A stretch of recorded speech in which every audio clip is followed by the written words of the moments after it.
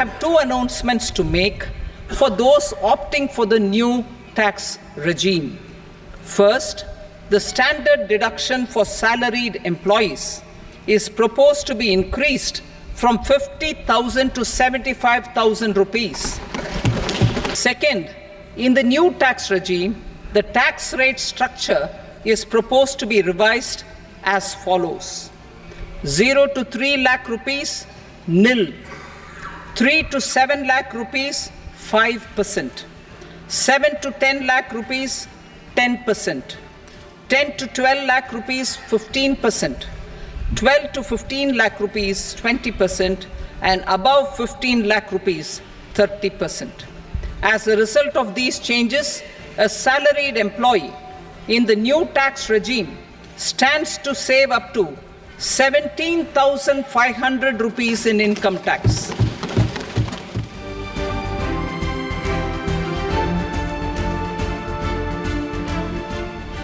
Capital gains taxation is also proposed to be hugely simplified.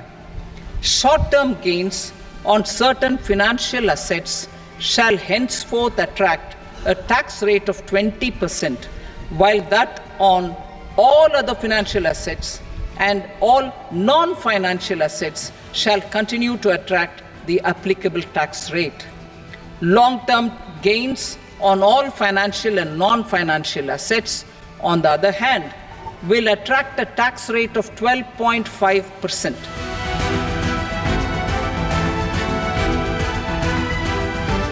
Our government will implement following three schemes for employment-linked incentive as part of the Prime Minister's package. Scheme A, first-timers.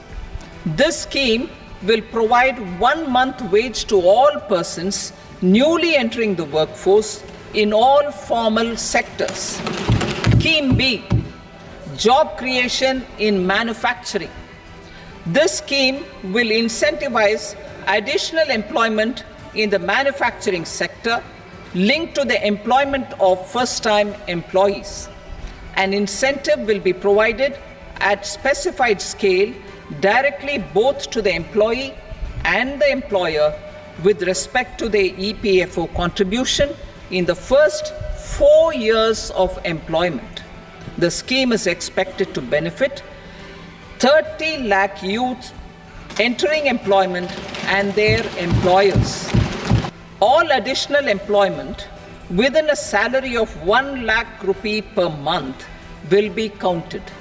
The government will reimburse to employers up to 3,000 rupees per month for 2 years towards the EPFO contribution for each additional employee.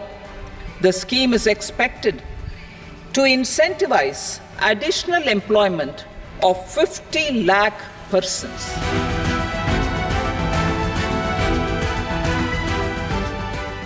New airports, medical colleges, and sports infrastructure in Bihar will be constructed. An additional allocation to support capital investments will be provided. Andhra Pradesh Reorganization Act. We will facilitate special financial support through multilateral development agencies. In the current financial year, 15,000 crore rupees will be arranged with additional amounts in future years.